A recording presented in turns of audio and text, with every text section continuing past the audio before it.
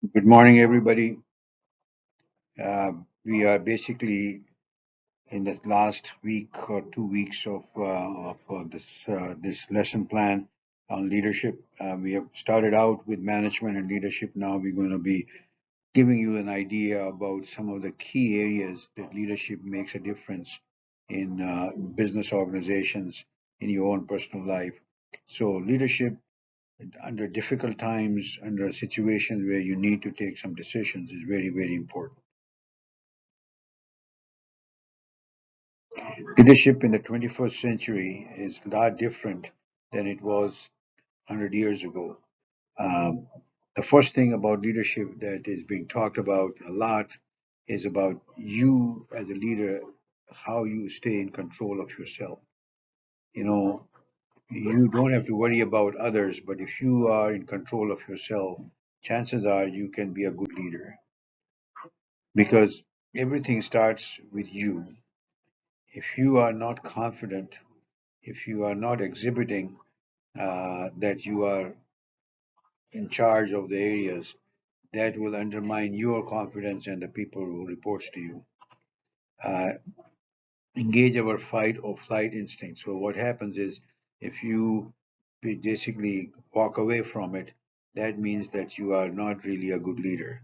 Uh, so try to control yourself and make sure that you understand that leadership is about you personally, and then after that you can deal with others and manage them. Tough times tend to strip away our security and sense of control. In a crisis, most of us tend to be like Atlas, weight, we want to put everything on our shoulders. Carrying the weight on our shoulders is not the way. You need to understand that in a crisis, you need to have a team who can work with you to address that particular issue or crisis. You cannot control everybody else, but definitely you can control yourself in terms of your emotions, your ideas, your knowledge, your way of dealing with things, managing your stress.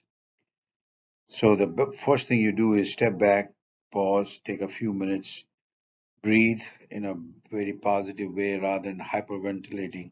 And remember that the big picture, you will be coming out ahead in terms of making the good decision that you want to make as a leader. Remember, your staff look at you in terms of how you formulate some of those decisions. So there are three things that John uh, Baldoni in 2009 mentioned that can make you reflect on how you control yourself. Reflection is about stepping back and saying to yourself, what, why I am doing this, why this is happening. Is there anything I can do to address this issue before it gets out of hand? And once you have done some of that homework, then you can recharge yourself, and then after that, you can make the decision. But starting the reacting first one is going to get you in trouble. So start with the reflection, recharge your battery, and then react. In my opinion, it rather be proactive rather than reacting. This is Winston Churchill who said that in 1915. Panic only leads to disaster. Calm leads to victory. So this Scott Widemer, he basically said that always try to be calm under crisis. Don't panic because panic leads to bad decisions. What do you do to keep your head straight when you're working through a tough situation? So the first thing to do is to get your facts together.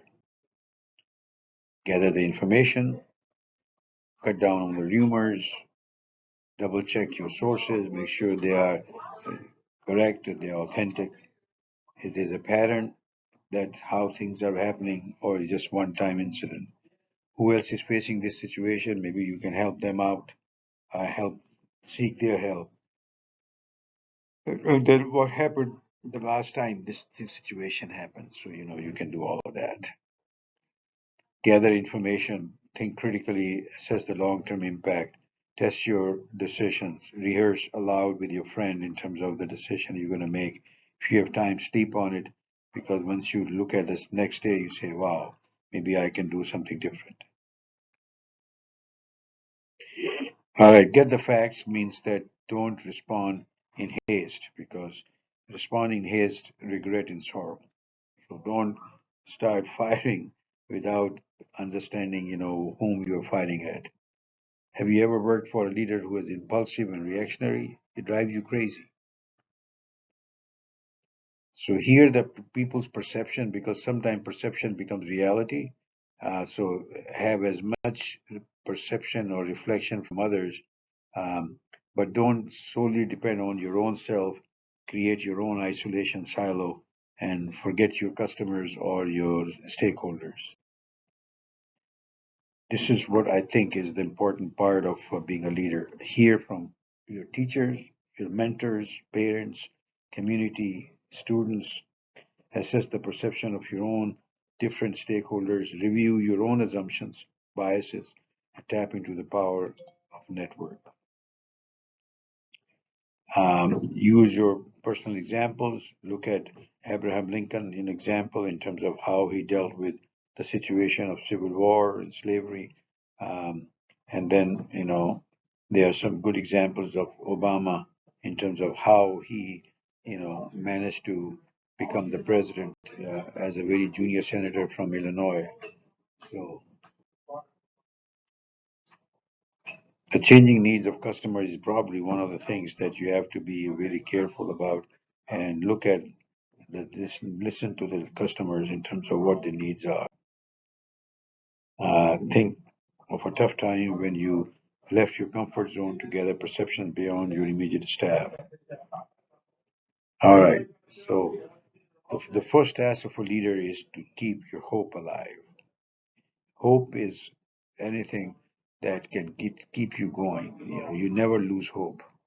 So at this point, I'm going to stop here and have you kind of reflect on it. There's a lot more things that you can do in terms of leadership, communication, big picture, all of that. But we will stop here uh, and just review that, listen to it, and maybe you can come to the class and ask me some questions on it.